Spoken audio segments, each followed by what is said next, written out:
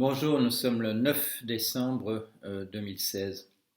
Au début de l'été, j'avais reçu un mail d'un représentant des ventes de chez Fayard qui m'avait dit: Ah, ça baisse, mais il ne faut pas s'inquiéter. Sur les plages, les gens n'emmènent pas de livres du genre Le dernier qui s'en va éteint la lumière. Et bon, je lui avais dit: Bon, vous savez, je ne m'inquiète pas et je crains que malheureusement l'actualité de ce livre ne se démentira pas bientôt. C'est ma crainte. Alors j'avais dit ça avant même que M. Trump ne se présente à la présidence, voilà, aux élections présidentielles en Grande-Bretagne et qu'il l'emporte. Le Wall Street Journal faisait remarquer hier que le gouvernement qui va mettre en place ressemble plus à une junte militaire qu'à un gouvernement dans un pays démocratique.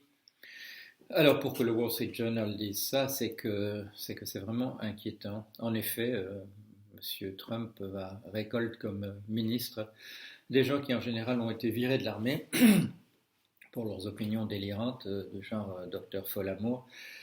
Alors si on a ça à la Défense, et si on a ça au ministère, à l'équivalent du ministère de l'Intérieur, si on a ça, oui, on a un représentant aussi, un climato-sceptique qu'on vient de mettre à l'environnement.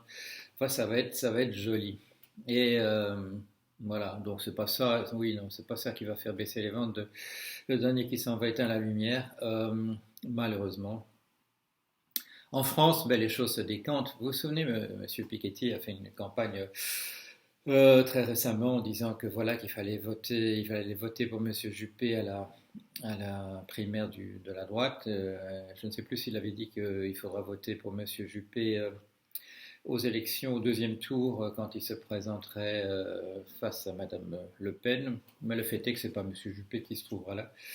Les électeurs, enfin c'est les gens qui sont allés voter pour la primaire, ont choisi quelqu'un qui représente une droite bien libertarienne, voilà, pas seulement conservatrice, mais aussi voilà dans le sens de ce que nous ont vendu messieurs von Mises, von Hayek, Friedman, Rothbard et compagnie, c'est-à-dire ce que j'appelle le fascisme en col blanc. Vous avez vu, on m'a posé des questions à France Culture, là, c'était quoi, avant-hier, sur cette distinction que je fais. Bon, c'est très américain. Il y avait un livre de sociologie célèbre avant la guerre, White Collar, Blue Collar. Cette distinction entre les gens qui ont un col bleu et un col blanc. Les gens qui ont un col blanc, qui faisaient allusion, ne trouvent pas très chic les gens qui ont un col bleu. C'est pour ça que je faisais cette distinction entre fascisme en col bleu, qui serait voilà, le fascisme à l'italienne, le national-socialisme allemand, des choses de cet ordre-là, et un fascisme distingué, un fascisme de gens chics, c'est l'expression qui m'est venue, et qui est ce libertarianisme, qui est donc, que je l'appelais aussi un néo-féodalisme, une néo-féodalité, je ne suis pas le seul à l'appeler comme ça, mettre en place une aristocratie de l'argent qui nous expliquera, puisque voilà, comme vous savez, ben, l'argent qu'on reçoit, ça reflète le talent qu'on a, ou éventuellement le risque qu'on a pris, voilà, c'est la récompense du risque. Et comme je l'ai montré récemment quelque part, en fait, je crois que c'est dans le bouquin sur Keynes, Pensez toujours l'économie avec Keynes. En fait, les gens qui gagnent l'argent, ce sont ceux qui, au contraire, sont parvenus à se débarrasser de tout risque sur les autres. Voilà, debunking, on appelle ça en anglais, démystifier les slogans qui circulent. Euh, si le talent était récompensé par l'argent, M. Trump ne se trouverait pas là où il est. M. Einstein aurait possédé un million de maisons. Avenue Monceau, Marceau, avenue Marceau. Ah oui, Monceau, c'est dans notre quartier de Paris. Bon, je suis un peu fatigué, mais ça fait rien. On continue. Voilà. Alors, Monsieur Piketty qui nous dit bon, bah voilà, entre Juppé et Madame Le Pen, il faudra choisir Monsieur Juppé.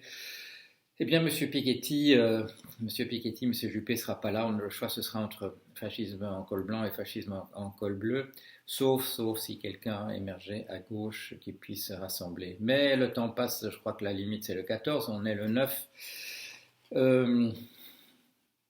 Monsieur Piketty, votre stratégie Juppé contre Le Pen n'a pas marché, alors réfléchissez-y. Réfléchissez-y, je vous l'ai déjà dit, vous n'êtes peut-être pas très connu en France, mais ça n'a aucune importance si vous disiez que vous annoncez que la France a un sursaut et que vous présentez votre candidature et que ça fait partie de ce sursaut, eh bien ça se trouverait à la première page des journaux partout dans le monde. Et même la presse française s'est obligée de le noter en disant, tiens, c'est curieux, ben voilà, pourquoi est-ce que la presse internationale parle de la candidature Piketty comme un sursaut de la France? Eh bien, parce qu'il y aurait une chance une chance très sérieuse de, de se retrouver, d'avoir un candidat, un véritable candidat de gauche qui sait parler, qui sait réfléchir et qui puisse l'emporter au second tour. Alors, je sais ce qu'on me dit, je vais le dire tout haut parce que c'est une chose qu'on me dit tout bas, mais voilà, ça se trouve sur Wikipédia.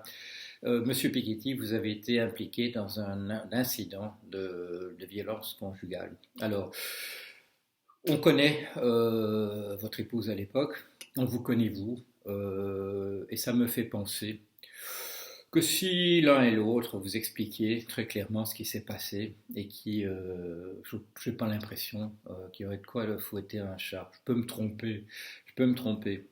Si c'est ça qui vous retient de présenter votre candidature, raconter, expliquer ce qui s'est passé, qui était sans doute une question d'un énervement passager, bien compréhensible dans les pressions qui sont celles de la vie quotidienne. S'il s'agit d'un incident sérieux, bien entendu,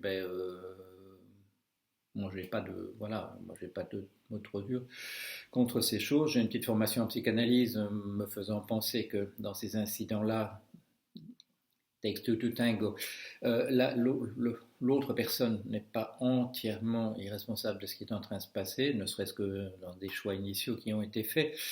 Mais c'est une chose, voilà, la violence conjugale, c'est quelque chose qui est condamnable. Voilà. Mais s'il s'agit d'un petit incident, et si c'est ça qui vous empêche de poser votre candidature, parlez-en clairement et qu'on passe là-dessus. On parle maintenant, je dirais, du destin de la France, peut-être de l'Europe. Ce sont des choses quand même beaucoup plus sérieuses.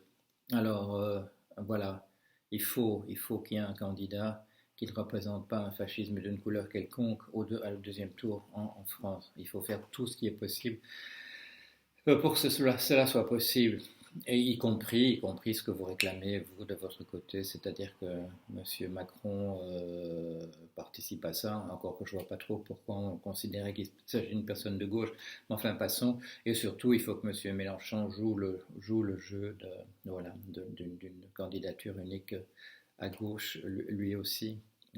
Mais présentez-vous, Monsieur Piketty, s'il vous plaît. On parle, voilà. Malheureusement, si des très mauvaises décisions sont prises, comme les Américains délirent un fou furieux, simplement parce on est contre, parce qu'on en a marre de la manière dont les élites, entre guillemets, les gens chics, s'occupent de nos affaires. Il ne faut pas qu'on se trouve dans la situation où tous les gens raisonnables resteront à la maison le jour des présidentielles françaises, parce que le choix sera simplement entre la peste et le choléra. Il ne faut pas que ce soit le cas. Voilà. Bon, il ne reste pas beaucoup de jours. S'il ne se dégage pas une candidature à gauche, bon, c'est pas une menace, tout le monde s'en fout, mais je ne parlerai plus, moi, de cette histoire. Ce sera plié. Le choix n'en sera pas un. Et la France s'enfoncera dans des années assez noires. Noir dans un cadre encore plus ou moins démocratique, si c'est M. Fillon, noir dans un cadre qui ne sera plus démocratique, mais qui se souciera peut-être un peu davantage des gens normaux, il faut bien le dire. Il est dommage que ce soit une extrême droite qui récolte, je dirais, le sentiment de générosité de certaines personnes qui les attachent encore à vouloir que l'État-providence survive. Il est dommage que c'est à l'extrême droite que ce seul espoir semble encore localisé, sauf si dans les 5 jours qui restent, un sursaut se manifeste du côté de la gauche française. Mais j'ai fait allusion dans le compte rendu que je viens d'écrire du livre d'Aude Lancelin les gauches dans les pays occidentaux ont été partagées depuis 1917 entre les gens qui ont pensé qu'il y avait un espoir, ou peut-être même que cet espoir se réalisait en Union soviétique et dans les pays qui adoptaient ce genre de régime, et puis les gens de gauche qui considéraient que là, on se fourvoyait. Et si je reprends l'opinion de M. John Maynard Keynes à ce sujet-là, que malheureusement l'expérience de l'Union soviétique allait plomber les idées de gauche pendant, je ne sais plus s'il disait 2 siècles, mais voilà, quelque chose de cet ordre-là. Et malheureusement, c'est notre calvaire en ce moment. Ça ne veut pas dire qu'on ne peut pas se réveiller, mais les échéances approchent, elles sont, voilà. Tout ça n'est pas réjouissant, tout ça accélère le bout du tunnel où il restera. On me posait la question l'autre jour, est-ce que vous voulez vraiment dire qu'il y aura 0 être humain? Je m'en fiche. Si c'est pour avoir une humanité du type de celle qu'on voit dans le roman et dans le film La Route, c'est-à-dire de quelques êtres humains encore décents essayant d'échapper aux zombies qui se nourrissent de chair humaine parce qu'il n'y a plus rien d'autre, eh bien, moi je considérais quand même que c'est plié, hein, voilà, en toute modestie, même si on peut encore compter sur les doigts d'une main des êtres appartenant au genre humain, à l'espèce Homo sapiens. Voilà, tout ça n'est pas réjouissant. Comme d'habitude, j'espère un sursaut. Mais c'est pas qu'il faille faire vite, il faut faire très très très très très très très vite et voilà. C'est plus les minutes qui comptent, c'est les secondes qui comptent. Eh bien, à la semaine prochaine.